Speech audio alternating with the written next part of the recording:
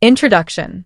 Friends, if you're ready to dive into an intense, action-packed thriller, then you're in for a treat with the movie Kandahar, 2023. If you're looking to watch this film in English and want all the information about where and how to catch it, then make sure to like this video right now. And if this is your first time visiting our channel, we would love for you to subscribe because we bring you the latest updates, reviews, and everything you need to know about your favorite movies. In today's video, we'll be talking in detail about Kandahar, a high-stakes action thriller that has caught the attention of audiences around the world. We're going to break down exactly what this movie is about, where it's available for streaming, and which OTT platform or satellite TV channel you can watch it on. Not only that, but we'll also explore the many interesting behind-the-scenes facts that add to the excitement of this film. From how it was made to the final product you see on screen, we're covering it all. We'll also take a deep dive into the technical department, everything from the cinematography, editing, and sound design to the special effects that brought this high-octane story to life. We'll talk about the music too, who composed it, how it complements the tension of the story, and how it enhances the overall viewing experience.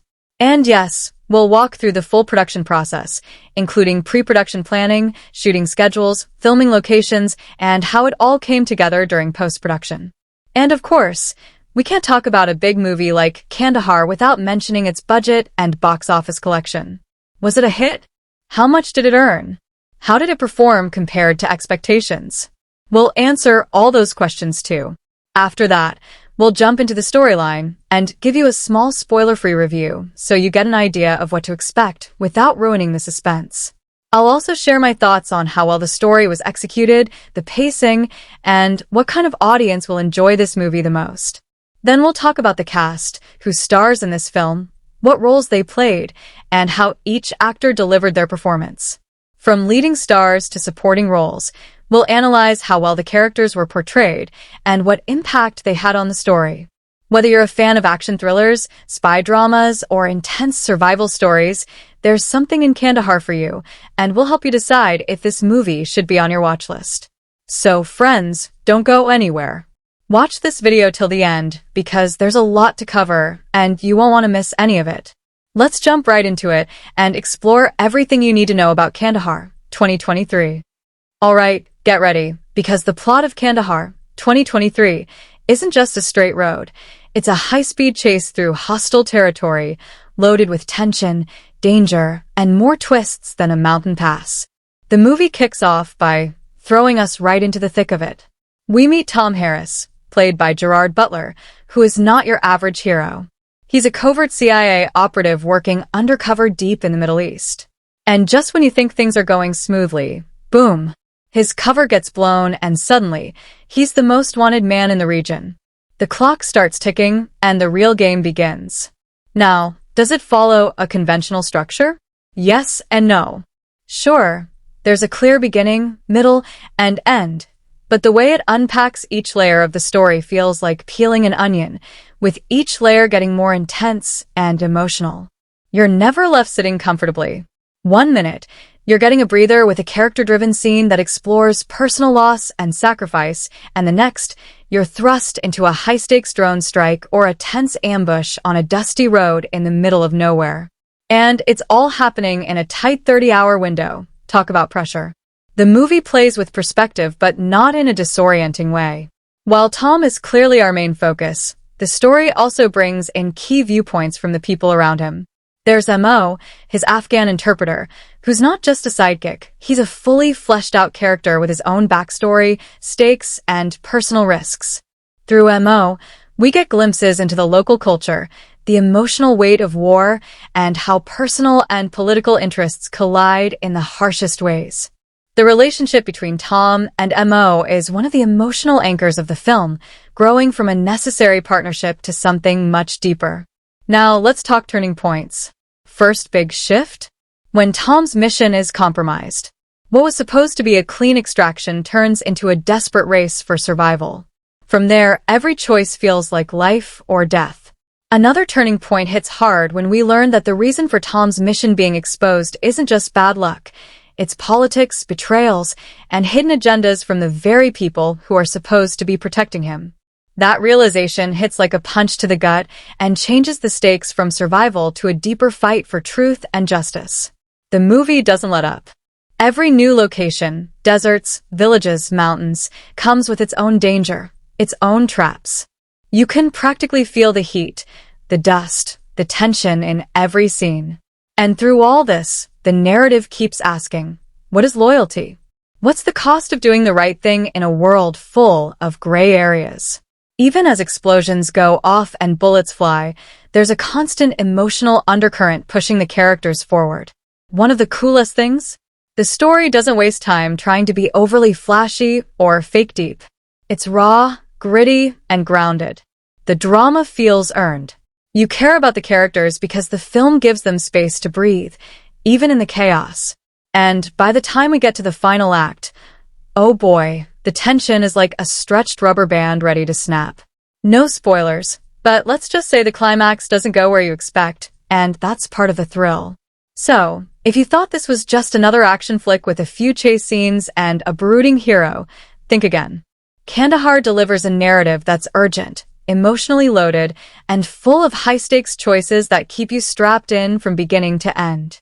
Let's talk about the real engine behind Kandahar, the characters.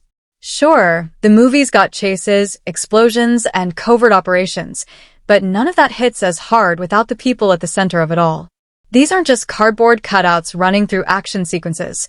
They're layered, conflicted, and very, very human. At the core of it all is Tom Harris, played with rugged intensity by Gerard Butler. Now, Tom isn't some invincible action hero walking away from explosions in slow motion. He's damaged, experienced, and haunted by the choices he's made in a long career of keeping secrets for the government. He's the guy who's seen too much, done too much, and is starting to question what it was all for. At the start, Tom is very mission-focused, driven by a sense of duty, but also weighed down by guilt. You can feel the cracks in his armor, especially when the mission goes sideways, and it's not just about extraction anymore. It's about protecting innocent lives, questioning orders, and confronting who he's become over the years. Then there's M.O., his interpreter, who honestly steals a lot of scenes. M.O. isn't just there to translate. He's got skin in the game. He's got a family, a history, and his own reasons for helping Tom, reasons that go beyond politics and into personal sacrifice. Mo's character brings an emotional weight and a strong moral compass. He doesn't have the resources or backup that Tom has, but he's braver than most men with an entire army behind them. Watching his bond with Tom grow is one of the most satisfying parts of the film. They start off like two guys forced to work together, wary of each other's pasts, but as the story unfolds, they become something close to brothers, each one carrying the other through impossible situations. Their dynamic is everything. You've got Tom, the battle-hardened agent with a secretive, solitary past, and M.O., the grounded, family-driven guide navigating a land that's both home and a war zone. Their conversations aren't just filler between action scenes. They're windows into their minds. They argue, they joke, they disagree, but they also learn to trust each other. That trust becomes the emotional core of the film, and every risk they take feels heavier because of it. Even the supporting characters are crafted with purpose. You've got shady handlers, relentless enemies, and unexpected allies, each one carrying their own motivations. And they aren't just bad guys or good guys. The enemy agents? They believe they're doing what's right for their cause. The CIA handlers pulling strings from behind the scenes? They're not evil villains twirling mustaches. They're bureaucrats playing chess with real human lives. That moral complexity runs through the entire film. No one's clean. Everyone's choices come with consequences, and those consequences hit hard. Tom's arc is especially compelling. He starts the film doing what he's always done, following orders, getting in, getting out, keeping his head down. But as things unravel, he's forced to stop and look at the human cost of what he does. The faceless enemy gets a face. The mission gets a heart. By the end, Tom isn't the same man who walked into the desert with a classified file and a go bag. He's scarred in new ways, sure, but he's also reconnected to something real. Responsibility, redemption, and maybe even a sliver of hope. So, while Kandahar brings the thrills and spills, It also brings deeply developed characters who evolve through pressure, fear, and loyalty. The story is high stakes, yes, but what makes it powerful is how those stakes play out in the hearts of its characters. You're not just watching them survive, you're watching them change. And that's what keeps you hooked. Let's get into the performances in Kandahar because this cast doesn't just show up, they show out. Starting with Gerard Butler, who once again steps into the role of a rugged, world-weary action hero, but this time brings a surprising level of emotional depth to the character of Tom Harris. Butler doesn't just grunt his way through shootouts and explosions. He feels the weight of every decision. You can see it in his eyes, the weariness in his posture, and the sharp edge in his voice when things go south. He doesn't play Tom as a superhero. He plays him as a man who's just barely holding it together while being hunted across a brutal landscape. It's a performance full of grit, but also full of soul. One moment he's calculating and tactical, the next he's vulnerable and questioning everything. That balance is what makes him believable. You're not just rooting for him to survive, you're rooting for him to make peace with himself. Then there's Navid Negahban as MO, and let's just say, this guy brings the house down. He's not flashy, he's not over the top, but every scene he's in feels grounded and real. MO could have easily been reduced to a psychic role, but thanks to Negahban's performance, he becomes the emotional backbone of the film.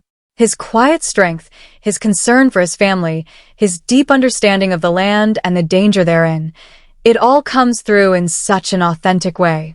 He brings warmth to the screen in a movie full of cold decisions and life-or-death stakes. And when he breaks down or pushes back, you feel it. It's subtle, it's powerful, and it gives the film a heart it absolutely needs. The chemistry between Butler and Negahban is also one of the film's strongest elements. You believe these two men have been forced into an impossible situation. You believe their alliance. And as the story unfolds and their bond deepens, the actors handle that shift with real finesse. There's tension, respect, humor, and mutual understanding, and it never feels forced. Their performances bounce off each other like seasoned pros. Now, let's talk about the rest of the cast, because even the supporting players bring something to the table. Travis Fimmel shows up and brings that intense, unpredictable energy he's known for. He's the kind of presence that makes you sit up and pay attention, even if he's only got a few minutes on screen. He doesn't need a long monologue to make an impression. He brings a vibe, a danger, a sense of chaos that makes everything around him feel more alive. Then you've got other characters, CIA handlers, regional warlords, local informants, and none of them are phoning it in. Each one is distinct, with their own vibe and their own agenda. There's no lazy casting here. Even the smaller roles are played with conviction. What really makes these performances work is that nobody's trying to outshine the story. They're all locked into the same tone, the same world. You're never pulled out of the moment by someone going too big or too flat. Everyone seems to understand that the tension doesn't just come from the action, it comes from the people. It comes from the way a character glances over their shoulder, the way they hesitate before making a choice, the way their voice cracks when the pressure gets too real. And let's be honest, in a film like this where the environment is harsh, the stakes are deadly, and the pacing doesn't give you much breathing room, it would be easy for actors to get lost in the background. But not here. Every performance feels deliberate. Every actor adds something. They aren't just filling space, they're building a world, brick by brick, emotion by emotion. Whether it's a fleeting scene or a major dramatic moment, the cast doesn't waste a second of screen time. So, if you're watching Kandahar for the thrills, you're going to get them.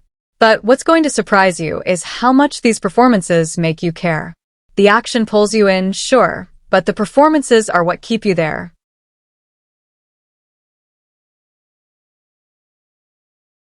Let's talk about the mastermind behind Kandahar, the director, Ric Roman Waugh.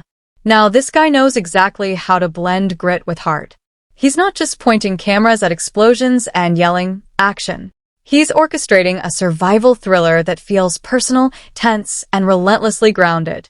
Waugh doesn't direct this like a glossy blockbuster where bullets magically miss the hero.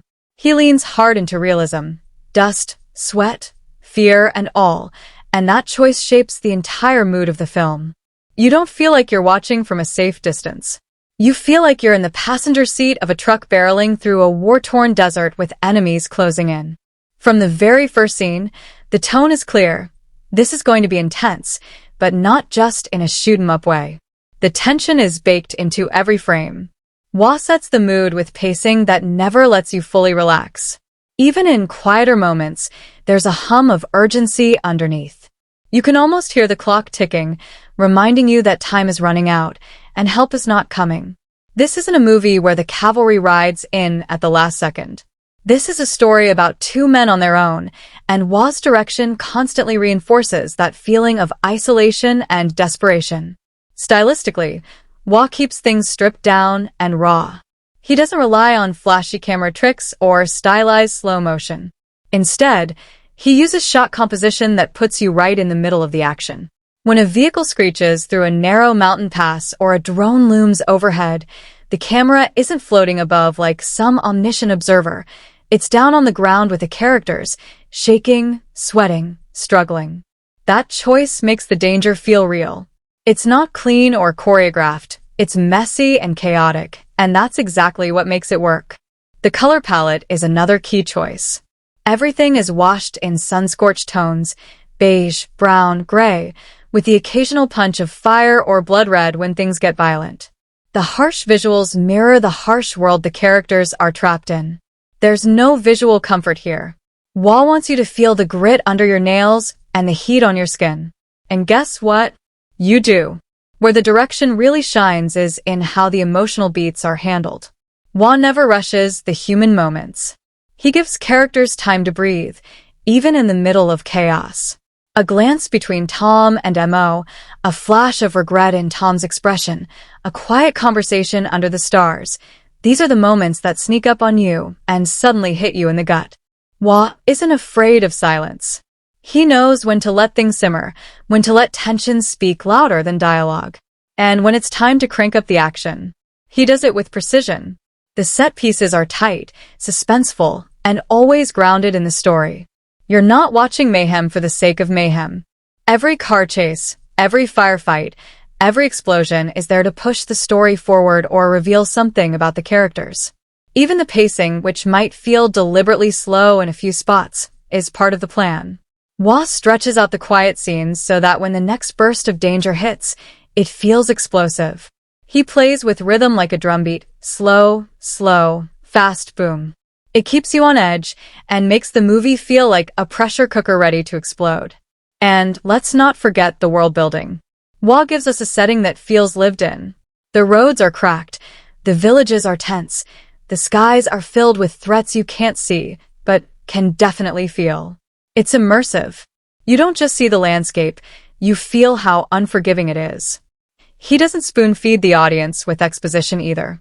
Instead, he trusts you to pick up on context, to pay attention, to get drawn in through atmosphere and subtext. So yeah, Ric Roman Waugh isn't just directing Kandahar, he's sculpting it with a clear, intense vision. Every shot, every beat, every decision feels like it's part of a larger plan to keep you hooked, sweating, and emotionally invested. The tone is tight, the style is sharp, and the storytelling never strays from its core. Survival with soul. Let's zoom in, literally, on the cinematography of Kandahar because this film doesn't just throw you into the action. It visually traps you there. Right from the first shot, you realize this isn't going to be your polished, Hollywood glam take on the Middle East. The camera doesn't glide, it grips, it lingers, it moves with purpose. Every frame feels intentional, every movement charged with urgency, and the way it's all shot? It practically squeezes the tension out of the desert heat. Cinematographer McGregor, yes, just one name, like a rock star, knows how to use the environment as more than a backdrop. The landscapes aren't just wide shots of pretty sand dunes. They're alive, vast, empty, unforgiving. The wide shots create a sense of scale that reminds you just how small and vulnerable our characters are. When Tom and Mo are racing across the barren land, the camera pulls back just enough to show how completely exposed they are, how every mile of open terrain is a potential death sentence. It's that visual loneliness that hits hardest. Two dots in a sea of danger, surrounded by nothing but sky and silence. But don't think it's all sweeping vistas. The cinematography knows when to close in, when to tighten the frame, and make you feel the pressure. During chase scenes, the camera shakes just enough to put you in the middle of the chaos without turning into a disorienting blur. When characters are cornered or preparing for a risky move, the lens moves in close, not in a warm, comforting way, but in a claustrophobic, can't-breathe kind of way. You feel the sweat, the nerves, the unspoken panic. Lighting plays a huge role here, too. Daylight in Kandahar is harsh and almost cruel, bright enough to expose every detail, every threat lurking in the distance. There's no comfort in the sun. It's not golden hour beauty, it's survival mode brightness.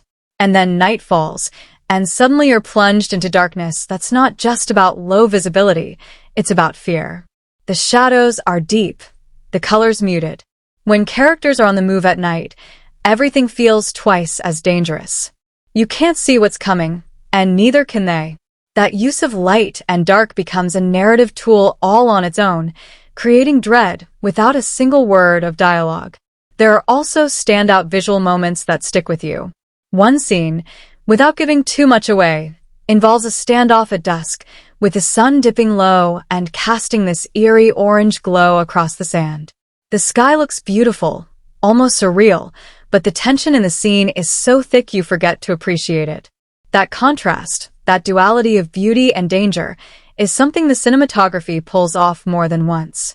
It shows you something striking, then undercuts it with a sudden burst of violence or an unexpected twist. It keeps your eyes wide and your nerves on edge. And let's talk framing, because Kandahar uses it like a storytelling weapon. Characters are often framed off-center, half in the light and half in shadow, reflecting their moral conflicts and emotional baggage. Shots are composed to isolate them, or to trap them within doorways, fences, and ruins, visual cues that scream. They're stuck, they're hunted, they're not in control. Even the way vehicles are framed, cramped interiors, cracked windshields, dust-covered windows, adds layers of texture and urgency to every scene. There's also a kind of gritty elegance to the visuals. It's not polished, but it's never sloppy. The film walks that fine line between realism and cinematic flair. It wants you to feel like this could be happening just outside your line of sight, but it also gives you moments that are hauntingly beautiful, moments that feel frozen in time, a lone figure standing in the wind, the silhouette of a helicopter against a blazing sky, or a silent exchange between two men who might not live through the next hour. So no, Kandahar doesn't just show you the story, it immerses you in it. The cinematography is the eyes of the film, but it's also the heartbeat. It's what makes the story feel alive, brutal, and impossible to look away from. Let's dive into the editing and pacing of Kandahar, because this is where the film's pulse really kicks in. You know those movies where you can practically feel the editor's hands guiding the tension, stretching the suspense like a rubber band right before it snaps? Yeah, Kandahar lives in that sweet spot. This isn't a film that just slaps scenes together like a highlight reel.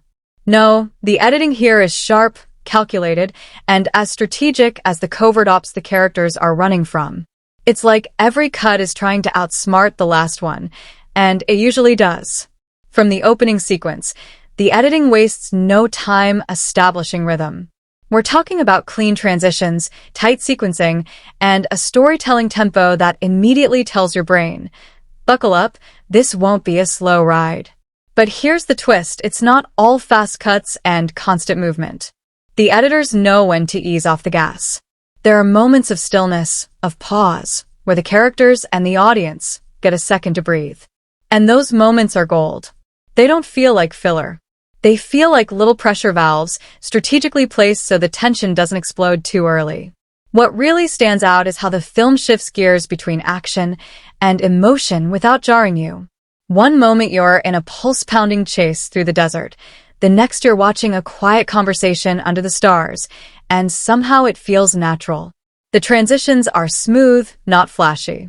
The cuts don't scream, "Look at me," but they do carry you from one mood to another with surprising grace.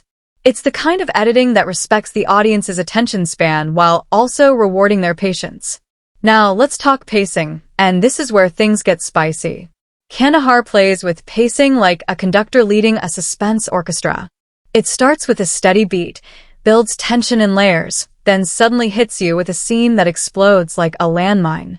The action doesn't come in constant waves, it comes in bursts, which makes each sequence hit harder. You don't get numb to the danger because it's not always front and center. Sometimes the real tension is in the waiting, the planning, the knowing something's coming but not when or how. That rhythm, slow, snap, is part of what keeps you locked in. It's like the film dares you to relax, then punishes you for it. Even the dialogue scenes benefit from smart editing. Conversations don't drag. The editors keep them lean, trimming the fat but letting the actors breathe.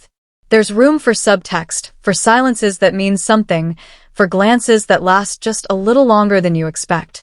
And then just when things start to feel safe again, boom, you're thrown back into motion.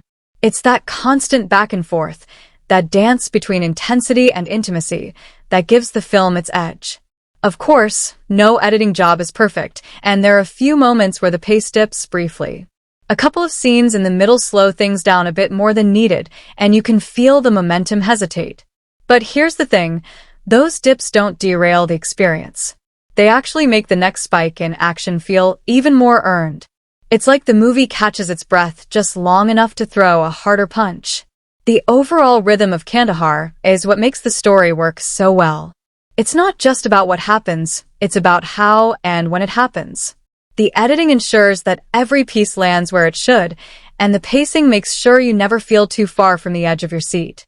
Whether you're in the middle of a tense shootout or a hushed conversation in a dimly lit room, the flow keeps you engaged.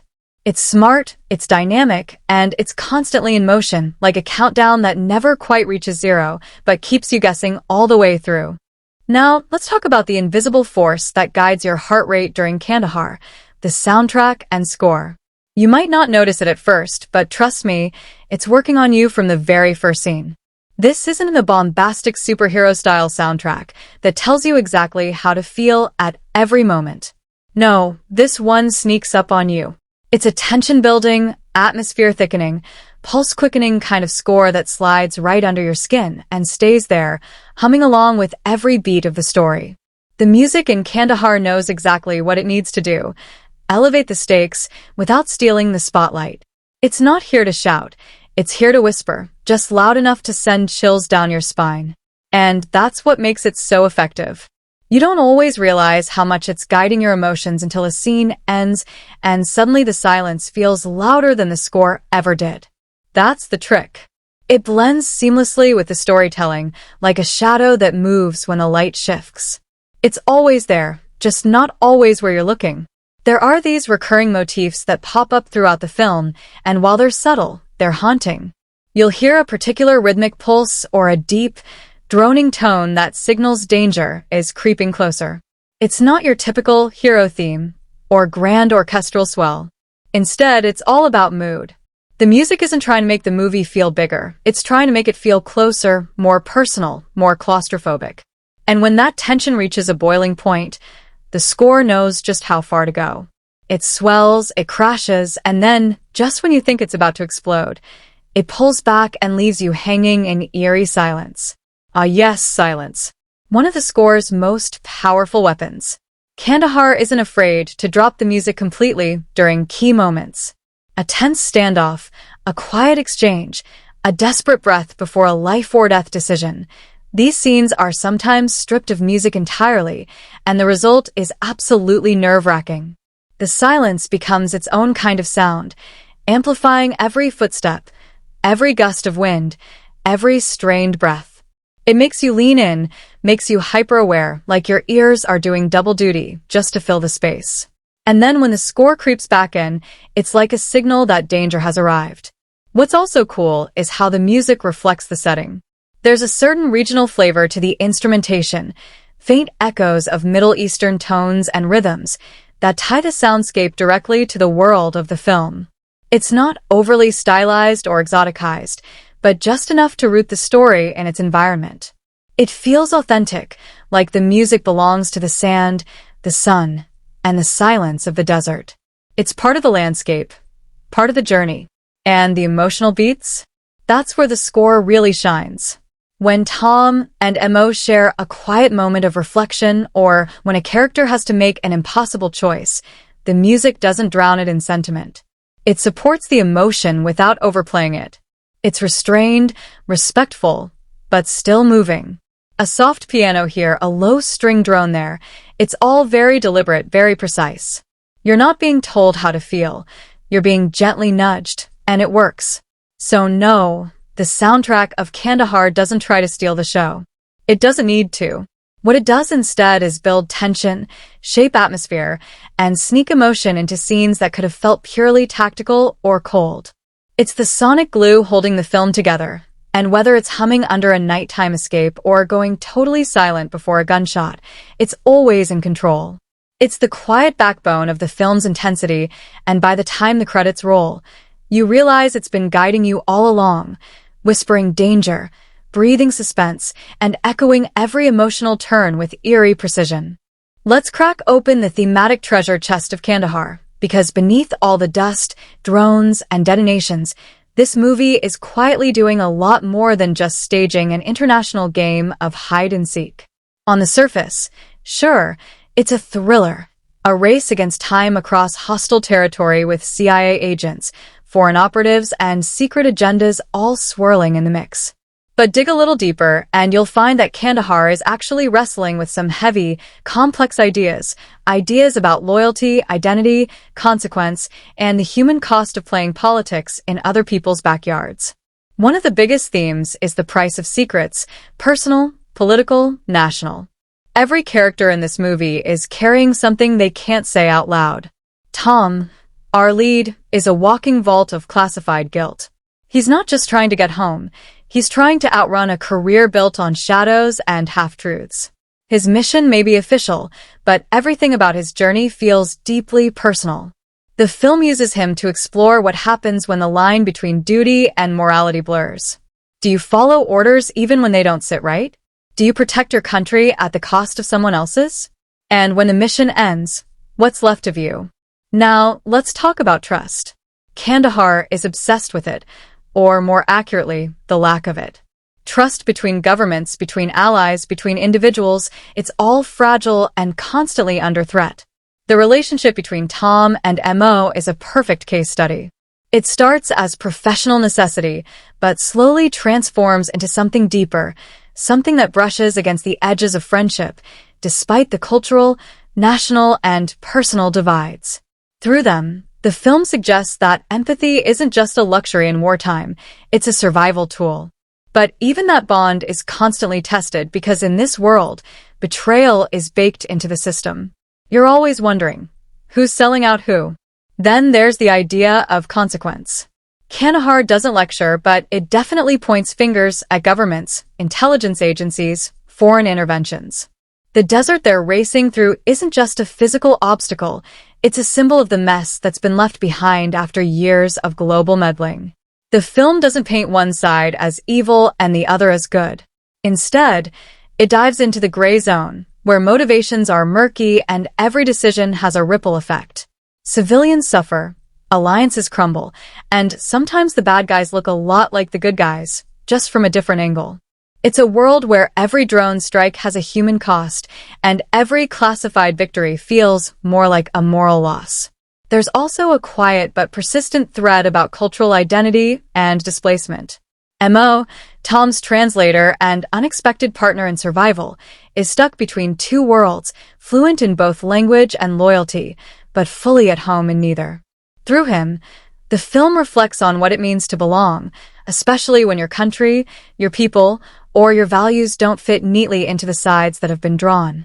He's not just running from enemies, he's navigating the trauma of being a bridge between warring ideologies. And the movie doesn't wrap his arc in a neat little bow. It forces you to sit with the discomfort, the confusion, the emotional weight of being caught in between. And finally, the film asks a deceptively simple question. Is escape the same as freedom? Everyone's trying to escape something, missions, enemies, past decisions, broken systems, but Kandahar seems to argue that true freedom might not be about running. It might be about facing what you've done, who you've become, and deciding what you're willing to fight for when the masks come off. It's not just about making it out alive. It's about what kind of person walks out of the desert on the other side. So while the bullets fly and the trucks explode, the real action in Kandahar is happening under the surface. It's in the quiet doubts, the unspoken regrets, the fleeting moments of connection in a world built on suspicion. It doesn't scream its messages. It buries them just deep enough that you'll find yourself thinking about them long after the dust settles. Let's jump into the explosive world of visual effects and CGI in Kandahar, where things go boom in the most believable way possible. Now, we're not talking about a Marvel-style VFX buffet where everything is drenched in green screen and swirling portals. No, Kandahar plays a different game. This is the grounded, gritty, boots on the scorched ground kind of action, where the visual effects are designed not to dazzle you with spectacle, but to convince you that what you're seeing is real. And for the most part, they totally pull it off. The first thing you'll notice is how restrained the CGI feels. This movie is like that guy at the party who doesn't say much, but when he does, everyone shuts up and listens. The explosions? Brutal, not flashy. The vehicles? Dust-caked, dented, and absolutely believable. Drones slice across the sky with surgical menace. Night vision shots glow with a haunting green realism. And when stuff blows up, and oh yes, it blows up, you feel the heat. The digital effects are there, but they're woven so tightly into the fabric of the film that they never draw attention to themselves. You don't get pulled out of the story by some cartoonish moment where a helicopter clearly looks like it was drawn with a mouse. Everything feels lived in, sweaty, and real. A lot of that realism comes from how the filmmakers balance CGI with good old-fashioned practical effects. You can almost smell the gasoline in some scenes. You know those car chases that kick up clouds of real dust, not pixelated mist? Yeah, Kandahar leans into that. There's an earthy, tactile quality to the action here. When a vehicle flips, it looks like it actually flipped. When a building crumbles, it's not just a digital collapse. It feels weighty, grounded. The digital artists clearly took their cues from the real-world environment, and it pays off in spades. But let's talk about how the film uses VFX not just to stage destruction, but to enhance mood and tension. For instance, night scenes where the characters are being tracked or ambushed feel layered with this subtle technological presence. Drones and satellite surveillance aren't just plot devices, they're part of the visual grammar of the movie. The CGI creates this invisible eye-in-the-sky tension, where characters are constantly under threat from forces they can't see but we, the audience, sometimes can. It's not loud or showy, it's unnerving. That's a smart use of effects that serves the story instead of hijacking it. There are also scenes where the desert itself becomes a kind of character, and the VFX helps bring out its vastness and hostility. Sweeping shots of endless terrain, simmering heat waves, the silhouettes of enemies on far-off ridgelines. It's not all just captured with a camera. Some of that scope is digitally extended, but it's done so artfully that you'd never second-guess it. The horizon feels endless, like the characters are ants in a sandbox of doom. That's not just great cinematography. That's smart, subtle CGI doing its job without screaming about it. Even in the more high-octane moments, missile strikes, crashes, close-range shootouts, the VFX team shows serious restraint. They avoid the trap of over-polishing. You don't get that weird, glossy, video game sheen that plagues some modern action flicks. Instead, everything is slightly raw, slightly chaotic. The imperfections sell the realism. You're not marveling at the effects, you're gripping your seat because they feel like footage, not fabrication. So while Kandahar isn't trying to reinvent the wheel when it comes to visual effects, what it does do is execute them with a level of maturity and discipline that's honestly refreshing. It doesn't use CGI to wow. It uses it to convince, to immerse, and to keep you fully locked in the high-stakes, high-temperature nightmare that these characters are living through. It's the kind of visual craftsmanship that doesn't just support the story. It enhances it quietly but powerfully, like a sniper shot in the dark. Clean, quick, and devastatingly effective. Let's talk about one of the unsung heroes of Kandahar, the set design and locations. You know you're in good hands when the movie's environment feels less like a backdrop and more like a living, breathing character. From the very first frame, Kandahar hurls you headfirst into an unforgiving landscape where the terrain isn't just part of the scenery, It's part of the threat. Dusty roads, crumbling structures, claustrophobic safe houses, and endless desert stretches don't just look the part. They feel hostile, like they're daring the characters to survive them. The film's set design walks that brilliant line between cinematic and authentic. This isn't some Hollywood backlit version of a Middle Eastern war zone. You don't feel like someone dressed up a California desert and tossed in a few Arabic signs. No, Kandahar goes the extra mile. The buildings look scorched and lived in, the interiors are Spartan and dusty, and every corner seems to hide tension. Even the props, radios, weapons, documents, makeshift medical kits, are meticulously chosen to reflect the world's raw, stripped-down realism. Everything has weight, history, and wear, like it's been passed through dozens of hands before ending up on screen. And let's just give a moment of appreciation to the locations. The landscape in Kandahar is not just visually stunning, it's psychologically brutal.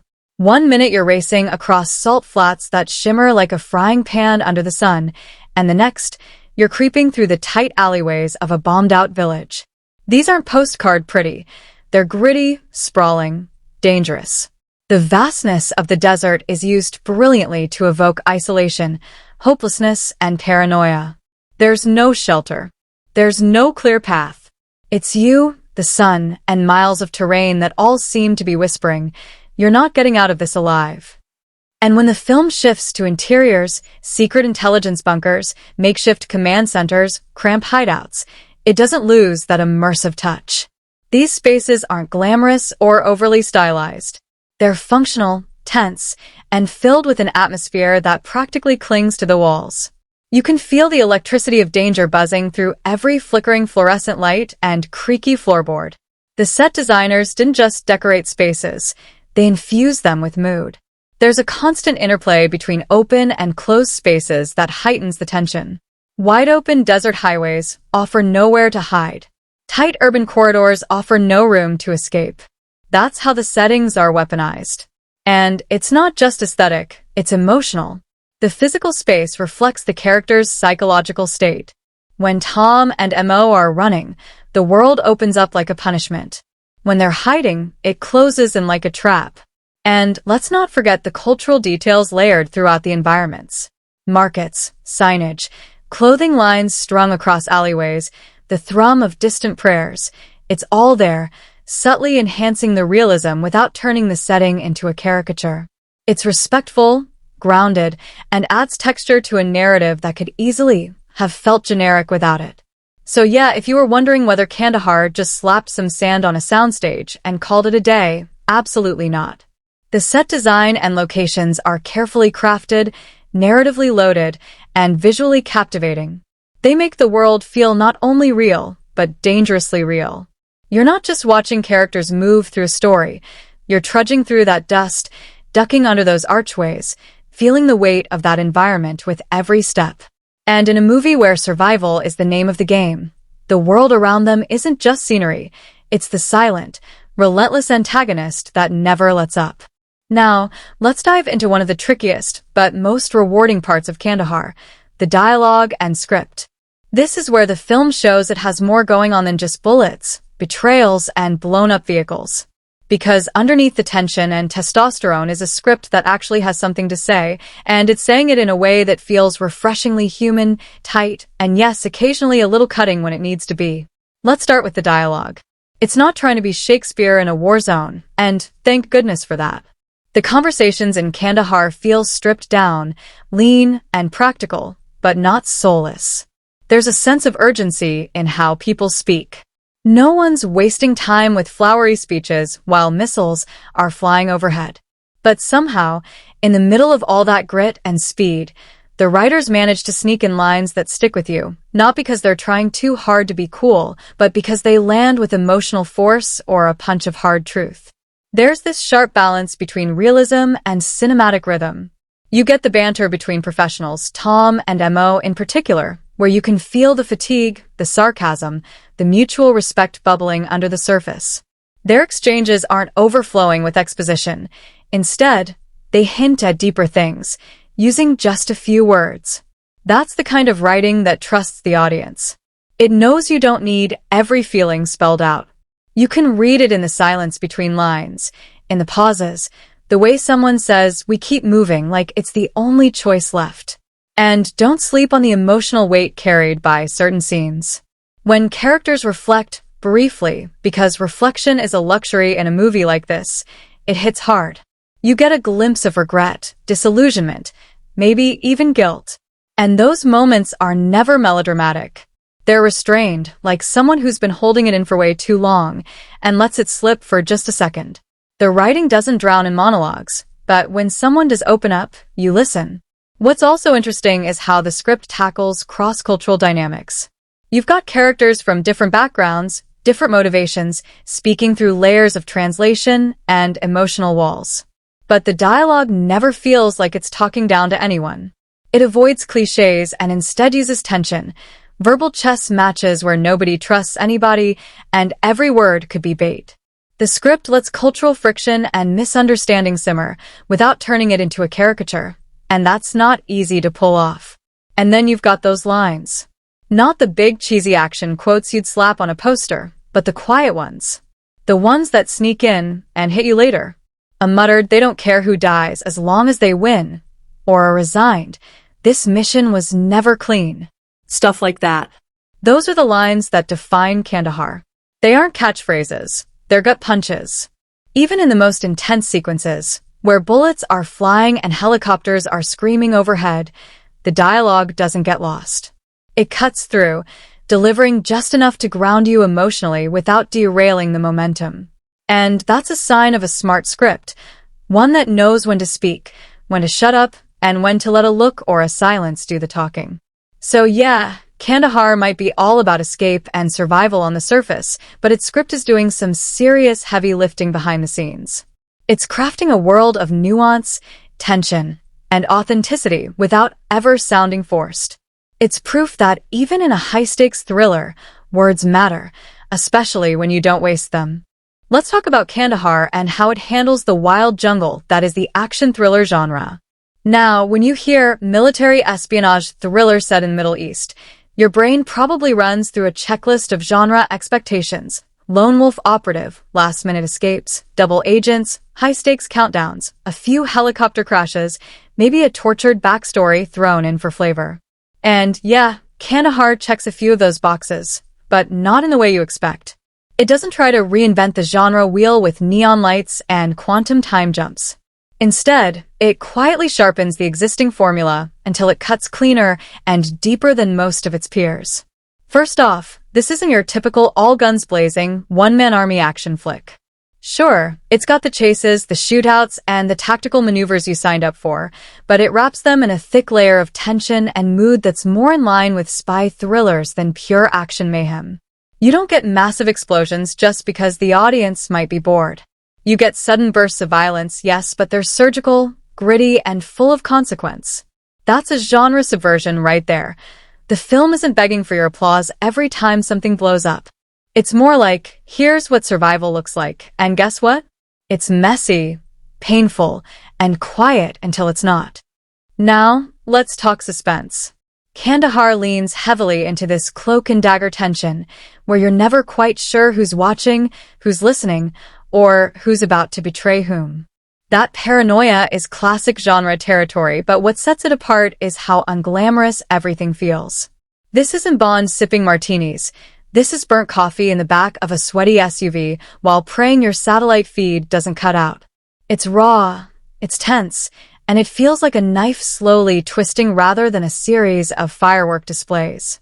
And speaking of characters, this is not the land of unkillable superheroes. The protagonist, Tom, is experienced, yes, but he's also exhausted, wounded physically, emotionally, morally. That whole idea of the hardened agent who's seen too much and carries his trauma like extra weight in his rucksack? Kandahar doesn't just nod to that. It leans into it with honesty. The drama isn't an accessory here. It's baked into the stakes. There's guilt, weariness, and a deep desire to do one thing right, even if the entire world seems determined to chew you up for trying. That emotional gravity gives the film a dramatic backbone that many action thrillers lack. What's really interesting is the film's treatment of humor. Or rather, it's restraint. You're not getting quippy one-liners after every close call. There's no comedic relief sidekick tripping over landmines. The occasional dry line or sarcastic exchange slips in, mostly between Tom and Mo, but even that feels earned, like two people cracking a joke not to entertain the audience, but to survive one more impossible hour. That's how you do genre balance. You use humor like a pressure valve, not a punchline generator. Now, of course, the genre has its tropes. One last mission, the betrayal from the inside, the racing against a ticking clock, and Kandahar doesn't avoid all of them. But here's the kicker. It treats those tropes seriously. It doesn't wink at the audience or try to be meta. It says, yeah, this guy's trying to get out and go home, but that's not a cliché. That's a man's last hope. The film uses familiar beats, but plays them with sincerity and gravity, which somehow makes them feel fresh all over again. And let's not ignore the geopolitical layer here. Many action thrillers set in this region tend to flatten it into a background of generic danger. Kandahar doesn't exactly do a deep dive into local complexities, but it does sprinkle in moments of cultural nuance and political tension that ground the story in a version of reality that feels uncomfortably close to the real world. That adds weight. That adds stakes. That gives the genre some actual teeth instead of just more bullets. So, in a genre filled with over-the-top bombast and invincible leads, Kandahar quietly subverts expectations by being leaner, smarter, and more grounded. It respects the intelligence of its audience and the gravity of its world. It's not trying to be the loudest voice in the room, it's trying to be the one you can't stop listening to. That's how you handle genre execution like a pro. Alright, let's dig into one of the most layered and quietly powerful aspects of Kandahar, its social and cultural commentary. Because while the movie might present itself like a high-stakes action thriller on the surface, complete with drone strikes, covert missions, and men with secrets, it's also whispering something a lot deeper underneath the gunfire and satellite tracking. This is a film that doesn't just happen to be set in the Middle East. It means to be there. It wants you to see something beyond the mission. Something messy, human, and politically uncomfortable. First, let's address the elephant in the room. Hollywood doesn't always have the best track record when it comes to portraying regions like Afghanistan or Iran. But Kandahar tries to shift that pattern, not by completely reinventing the wheel, but by adding dimension where you might not expect it. You've got characters like Mo, a local interpreter, who aren't just background noise or disposable allies. He's got his own fears, his own family, and most importantly, his own agency. He's not just helping the American hero, he's got skin in the game, and the film makes sure you feel that. That in itself is a quiet cultural shift from the usual one-dimensional portrayals. And then there's the American intelligence side. Instead of glamorizing shadowy operations and drone warfare, the movie walks a fine line of critique. It doesn't scream, "This is wrong," but it lets you sit with the unease. When Tom realizes he's been a pawn in something far bigger and more morally ambiguous, that disillusionment isn't just personal, it's political. The idea that intelligence work is full of blurred lines and collateral damage isn't presented as a shocking twist. It's baked into the structure of the world these characters inhabit. It's not hero versus villain. It's people scrambling in a system designed to eat them alive. The film also dips its toes into how global superpowers use regions like the Middle East as chessboards. There's a subtle but clear tension between different intelligence agencies, political interests, and even the local militias that are often backed by various external influences. Without over-explaining, Kandahar drops you into a storm of shifting loyalties and conflicting motives. You feel like everyone's a puppet on a string, and the hands pulling those strings are nowhere near the battlefield. That's some sharp commentary right there, and it's done without a soapbox or a lecture. But where the film really surprises you is in its humanization of individuals on all sides. Not every enemy is snarling. Not every ally is noble. Some characters, local fighters, soldiers, or even double agents, get a single moment of vulnerability or reasoning that flips your expectations. It's these little glimpses that challenge the usual good guy versus bad guy setup. You're forced to see how ideology, survival, and family obligations twist people's actions. That's heavy stuff, but the film doesn't stop to highlight it with dramatic violins. It just lets it happen, casually devastating you along the way. There's also a thread of commentary on the cost of silence. Characters who've spent years following orders without questioning them, whether Western agents or local collaborators, start to crack under the weight of what they've seen and done. That's not just character development. That's a pointed look at institutional rot, at the moral compromise baked into this kind of work. And again, it's handled through emotion and consequence, not preachy dialogue. And while Kandahar doesn't make a huge deal of race or religion overtly, it's always there in the subtext. The fear of being hunted because of your name. The casual profiling. The tension of speaking your native language in the wrong crowd. These things are there, not front and center, but woven into the atmosphere, like dust hanging in the air. The script doesn't hit you over the head with these issues. It just lets you feel them, scene after scene. Even the idea of going home takes on a different weight here. For the American character, home is something to return to. For someone like Mo, home is a battlefield, and escape is a fantasy. That contrast? That's commentary. It makes you ask who gets to walk away and who gets left behind in these stories we're so used to seeing. So yeah, Kandahar might look like just another spy thriller at first glance, but it's quietly packing a lot of questions about war, loyalty, power, and humanity. It doesn't try to fix the world, but it sure wants you to think a little harder about who's caught in its gears. And it manages to do all that while still being a tense, gripping thrill ride. That's not just good storytelling, it's clever, timely, and, dare we say, a bit bold. When it comes to audience engagement, Kandahar doesn't just try to keep you awake with jump cuts and explosions. It's playing a long game with your nerves, your empathy, and your sense of right and wrong. This film doesn't shout to get your attention.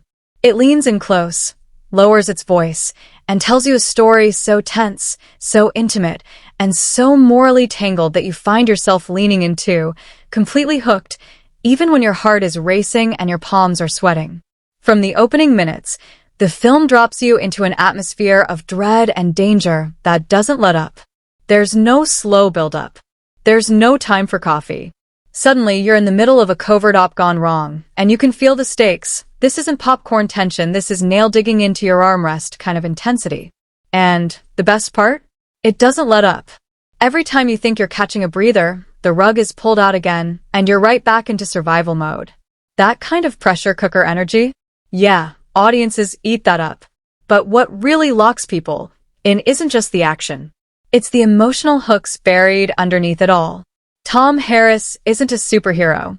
He's a man, and he's tired, haunted, trying to do something good even if it's too little, too late. His relationship with Mo, the Afghan translator, is like this slow-burning friendship that doesn't need dramatic speeches or hugs to hit you in the chest. You just get it. Their bond is built on shared fear, shared survival, and mutual respect, and by the time they start trusting each other, you realize you trust them too. That emotional investment sneaks up on you, and before you know it, you're not just watching the mission unfold, you're rooting for these two to make it out alive, no matter what. Now, let's talk adrenaline. Oh, there are moments. The kind where you physically react, like you actually flinch when the headlights suddenly appear in the desert, or your breath catches when a drone circles above. It's not just action for the sake of spectacle, it's action that means something. That standoff on the highway? That chase through the remote village? That final sprint for the extraction point? Those scenes don't just thrill you, they make you feel like you're in them. That's next-level immersion. The audience isn't just watching, they're surviving too. But the real kicker is what happens after the movie ends. This is the kind of film that doesn't fade from your mind the moment the credits roll. You'll find yourself going back over certain scenes in your head, replaying decisions, wondering about the people left behind. You might even want to rewatch it, not for some hidden twist, but to relive the tension, the mood, the performances. To notice the things you missed the first time because you were too busy holding your breath. And if you're watching it with friends, prepare for a long conversation after. Not just, that was cool, but what would you have done? Or is anyone in that situation really a good guy? And no, it's not trying to yank your tears with melodrama, but it will get under your skin. When a moment of silence hits just after a narrow escape. When a character says something casual that you know means way more than they're letting on. When someone's choice leads to irreversible consequences and the film doesn't pause to play sad music, it just moves on, like life does. That's how it gets you. Not by demanding emotion, but by earning it. Kandahar knows its audience. It knows that people don't just want flash and bang. They want something that matters. Something that lingers. And this film lingers. Whether you're an action junkie, a thriller fan, or someone who just appreciates a good story told with grit and heart, this movie reaches out, grabs you by the collar, and doesn't let go until long after it's over. That's engagement. Raw, relentless, and deeply human. When you stack Kandahar next to other modern espionage thrillers, it doesn't just try to blend in with the camouflage. It dares to carve its own path through the dust and debris. Now, sure, on the surface it might remind you of other globetrotting, boots-on-the-ground spy flicks. Maybe you get a whiff of Extraction here, a dash of Sicario there, and of course, with Gerard Butler leading the charge, you're probably bracing yourself for another installment in the unofficial Butler Saves the Day cinematic universe. But wait, Kandahar doesn't just follow that blueprint. It flips the script in ways that'll make fans of the genre raise an eyebrow and lean in. Let's start with the tone. Where most action thrillers are running at full tilt from the first explosion to the final chopper ride, Kandahar has the guts to slow things down when it counts. That makes it feel more grounded and more tense than a lot of its over-the-top cousins. Think about the Bourne series, or even Jack Ryan. They love their tech toys, their global surveillance montages, their big government conspiracy boards. Kandahar, by contrast, feels grittier and less sanitized. The characters are sweating through their shirts, not clicking through glossy touchscreen maps. The enemy isn't some cartoonish villain with a ticking time bomb. It's a shifting, unpredictable network of danger that feels real. Now, compare it to something like Extraction, which is wall-to-wall action, stun-heavy, and built like a video game in terms of levels and bosses. Kandahar is more psychological, more intimate. The violence here hurts. Every gunfight feels like it could be the last. It's not stylized, it's raw. That contrast gives Kandahar more emotional weight than you might expect, especially from a movie that could have easily gone full action spectacle. It's not trying to wow you with scale. It wants to bury you in the heat of a desperate escape. Let's not ignore the Butler factor either. If you've seen Greenland, you know the man's been evolving. He's moving away from the invincible action hero vibe of Olympus Has Fallen and stepping into more flawed, weathered, human characters. Kandahar feels like a spiritual follow-up to that shift. This isn't a man saving the president. It's a man trying to save his soul. And when you look across Butler's filmography, that's a refreshing detour. Sure, there are still guns and grit, but the internal conflict in Kandahar has more bite than usual. Now, let's bring Sicario into the conversation. That film brought a brooding, moral ambiguity to the genre, shadows behind every mission, silence heavier than bullets.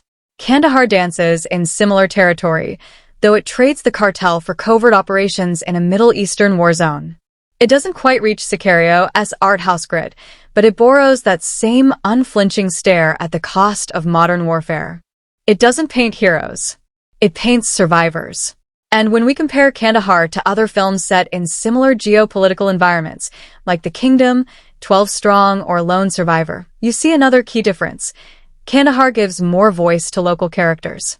Instead of using them as passive figures to rescue or background extras in a white savior narrative, this film lets characters like Mo breathe. It gives them fear, hope, backstories, and choices that matter. That shift in perspective may seem small, but in a genre not known for nuance, it's a bold move. The pacing also deserves comparison. Where some thrillers are cut like they're afraid you'll blink and walk away, Kandahar stretches time. It lets tension simmer instead of constantly peaking. It invites discomfort. That might turn off viewers looking for nonstop action, but it rewards those who want to feel something instead of just watch it happen. So, does Kandahar follow a formula? Of course, to some extent, it's still an action thriller. There are chases, shootouts, encrypted intel, and a desperate race against time. But it tweaks the ingredients. It dials down the gloss, dials up the grit, and lets its characters break a little under pressure. That balance between familiar structure and emotional innovation gives Kandahar a unique place on the genre map. It doesn't reinvent the wheel, but it definitely drives it off-road and through some rough, uncharted terrain. And that ride? It sticks with you. Let's talk about the hidden gears spinning underneath the dusty chaos of Kandahar, because this film isn't just about a CIA operative outrunning enemies in the desert.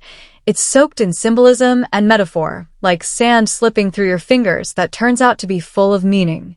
On the surface, it's a gritty survival thriller, but if you scratch even a little beneath that surface, you'll find layers, visual metaphors, recurring motifs, and thematic echoes that give the story its weight and make the entire experience feel a lot deeper than just gunfights and narrow escapes. Start with the desert itself. It's not just a location. It's a character, a mood, a metaphor. The vast, brutal, unforgiving Afghan terrain isn't just challenging Tom Harris's physical endurance, it's a reflection of his mental and emotional state.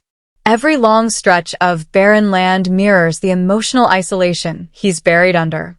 The desert becomes a test, not just of survival, but of soul. It's where past sins are dragged up to the surface, where there's nowhere left to hide from guilt, from consequences, from the lives affected by the choices made under the excuse of orders and duty. It's like the land is silently judging him with every grain of dust. And then there's the constant movement. Tom and Mo are always on the run, always shifting, dodging, evading. That endless forward momentum is more than just practical escape. It symbolizes their search for redemption and purpose. These characters aren't just trying to escape a deadly situation. They're trying to outrun their pasts, their regrets, and in most cases, a history that's personal and political. They're both, in different ways, trying to move toward a future that offers something better than just survival. Every checkpoint they pass, every border they cross, is like peeling back another layer of self-deception or buried trauma. One of the more subtle symbols is the broken technology that pops up throughout the film: damaged drones, interrupted signals, unreliable communication tools.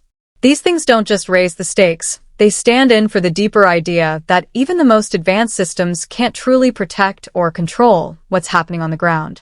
It's a metaphor for the failure of the larger machinery, governments, intelligence networks, foreign policy, that leaves individuals to fend for themselves. The high-tech world of satellites and surveillance comes crashing down in the face of human complexity, cultural misunderstandings, and plain old bad luck. Even Mo's character functions as a symbolic counterbalance to Tom. Mo is the conscience, the grounded moral weight. He's from the land, speaks the language, understands the nuance, and yet he's still caught in the gears of conflict he didn't ask for. His presence constantly reminds Tom and the audience that this isn't just another American action hero story. It's about more than rescue. It's about recognizing the lives caught in the crossfire, the human collateral usually written off as background noise. The dynamic between these two men becomes its own metaphor, the struggling bridge between West and East, between military logic and lived reality. Light and shadow are also used smartly. A lot of the film takes place at night or in half-lit scenes, not just because it's sneakier that way, but because it creates a visual metaphor for moral ambiguity. You're never quite sure who the good guys are, or if there even are good guys. The light rarely comes without shadow, just like none of the characters come without scars. Even in the final stretch of the film, moments that could have been played as bright and heroic stay muted, cloaked in dusk and doubt. Recurring images like vehicles breaking down, helicopters circling like vultures, and endless roads stretching ahead without promise of safety, they all build this atmosphere of uncertainty and helplessness. These aren't just obstacles. They symbolize the greater idea that control is an illusion. Plans fall apart. Power means nothing when you're stranded in the middle of nowhere with no one left to trust. Every problem on the road becomes a microcosm of the larger political chaos surrounding them. Even Tom's appearance, unkempt, bruised, worn down, works as a visual metaphor. He looks like the embodiment of a broken system. He is the aftermath of too many years doing the wrong things for reasons that once sounded right. His physical state reflects a psychological erosion. This isn't a man in control. This is a man unraveling in real time, and the film uses every beat of visual storytelling to show that. So sure, Kandahar delivers on action and tension. But what makes it stick isn't just the firefights or the chase scenes. It's the way all those dust clouds, broken radios, and weary stares carry something more. The film whispers things through its symbols about consequence, identity, the cost of war, and the spaces between duty and redemption. It doesn't hit you over the head with its meaning. It just lets the metaphors sit there, simmering beneath the surface, waiting for you to notice. And once you do, the story hits even harder. Now this is where things get especially interesting with Kandahar, because it doesn't come wearing the shiny badge of a franchise, and it's not shackled to the dusty textbook version of a historical drama either. It floats in that intense, murky space where fiction flirts with real-world shadows, pulling threads from actual geopolitical events, but weaving them into a high-octane, emotionally charged thriller that definitely plays more like a modern war diary than a history lecture. This isn't Saving Private Ryan, where everything is rigorously dated and documented. But it's not a superhero fantasy either.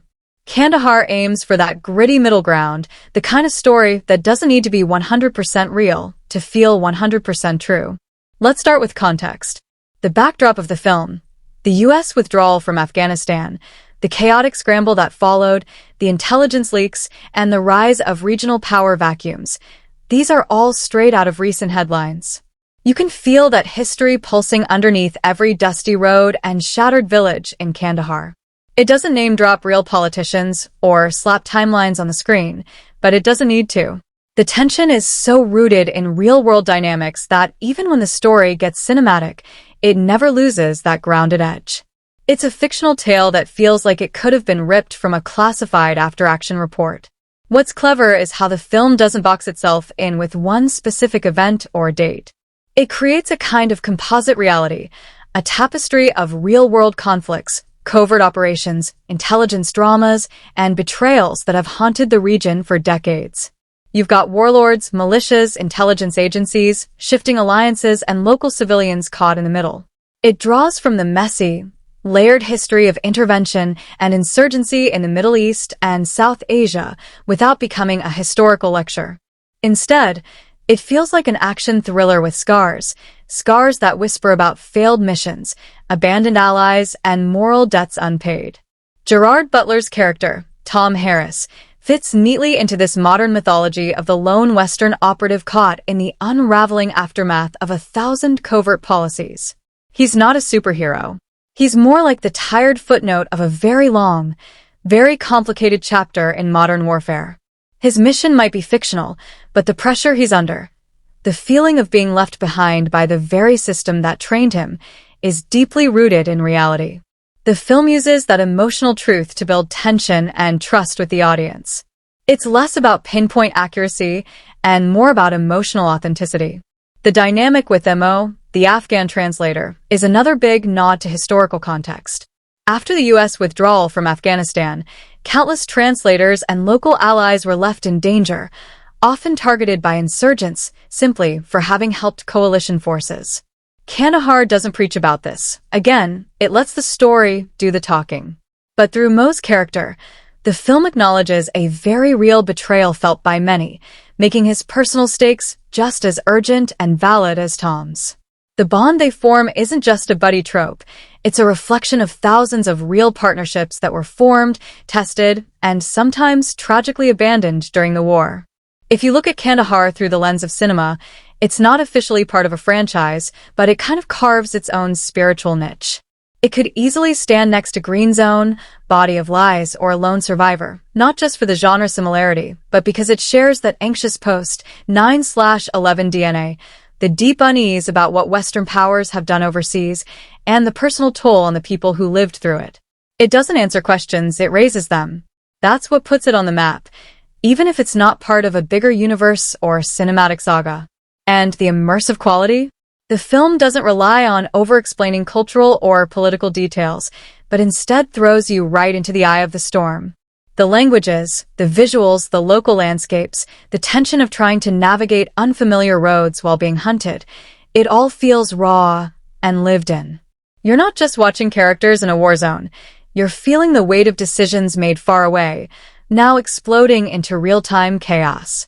It's not a documentary, but it's haunted by reality. That's its power. So no, Kandahar isn't a franchise film with sequels waiting in the wings. And it's not a based on a true story kind of historical retelling. But it stands as a cinematic echo of real operations, real regrets, and real people caught in the blur of politics and survival. That's what gives it its edge. That's what keeps it simmering long after the dust settles. Now, let's pull back the curtain and talk about the real-world battle Kandahar had to fight at the box office. Because while Tom Harris is dodging missiles and outwitting militias on screen, behind the scenes, the movie itself had its own mission: survive in a market stuffed with superheroes, sequels, and streaming giants.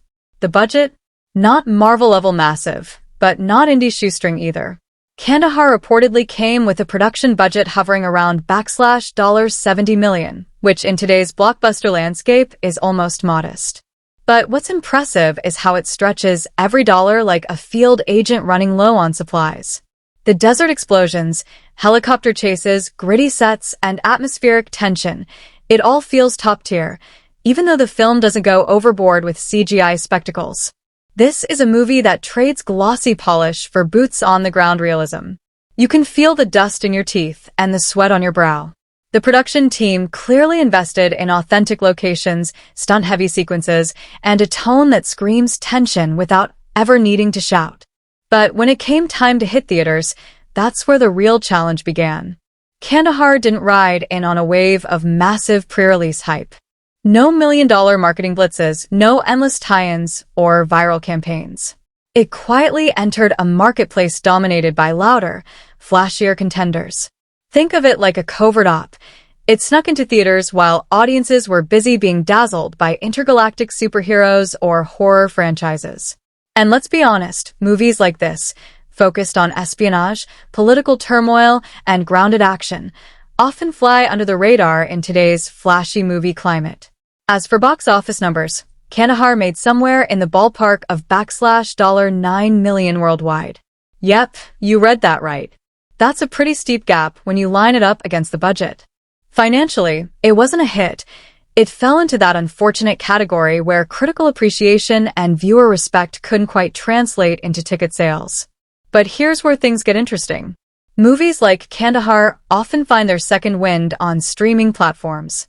Once they land in living rooms, away from the chaos of box office competition, they finally get the attention they deserve.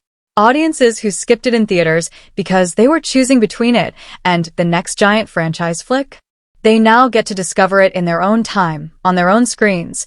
And for a film like this, where tone and tension matter more than spectacle, that can actually be a better fit. Audience reception also played a strange game here. Critics were divided. Some praised the gritty tone and Butler's performance. Others felt the story was too familiar. But general viewers? Many really vibed with it. The emotional weight, the political undertones, the sense of urgency. It all hit home, especially with those tired of overly polished, fantasy-saturated action flicks. That word-of-mouth appreciation may not show up in box office dollars, but it definitely helped the film build a cult following. So in the end, Kandahar wasn't a cash cow blockbuster, but it wasn't a failure in spirit either. It's the kind of film that may not light up charts, but it leaves a mark. It shows that even with a mid-range budget, smart production choices, a committed cast, and an unflinching tone, you can still craft a film that punches far above its financial weight class. Maybe it didn't dominate the global stage, but just like its lead character, it did its job in the shadows and did it with grit. Ready to dive into the high-stakes world of Kandahar?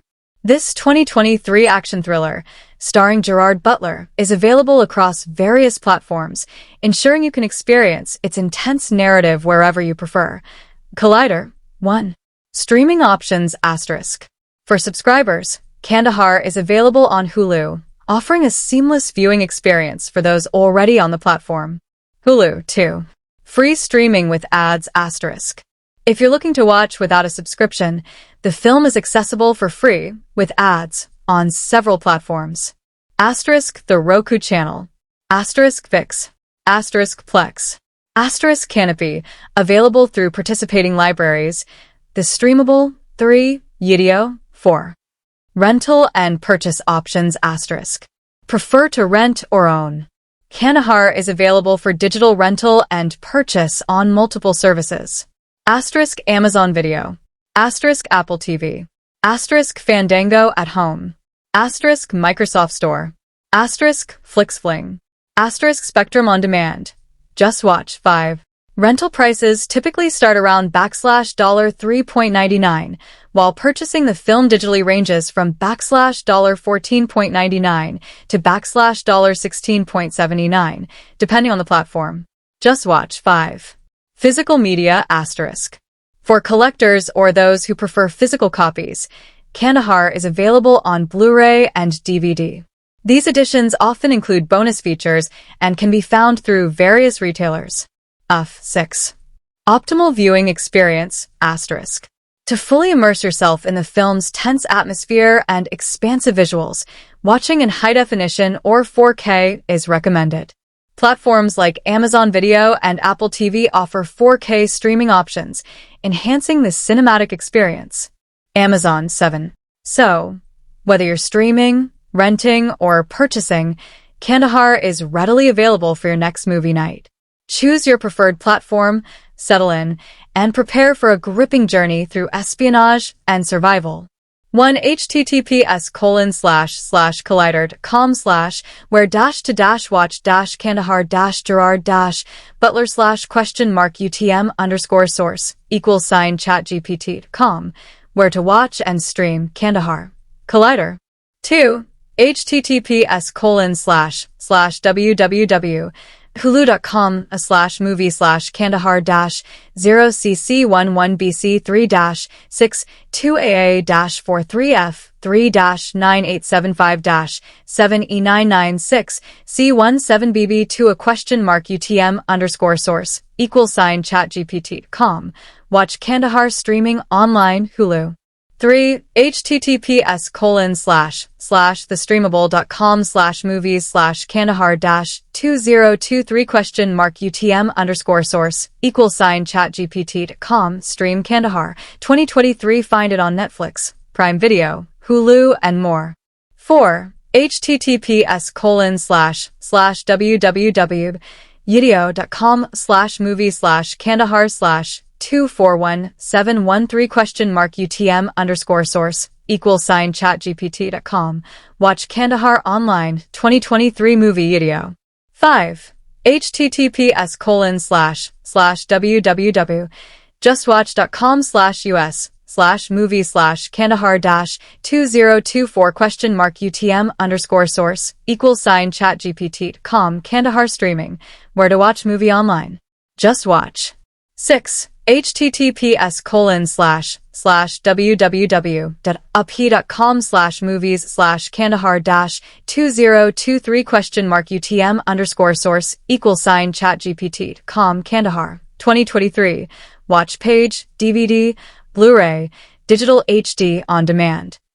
7. https://www.amazon.com/Gerard-Butler/DP/B0BX9DCQ72?UTM_source=chatgpt.com Watch Kandahar, Prime Video. Amazon.com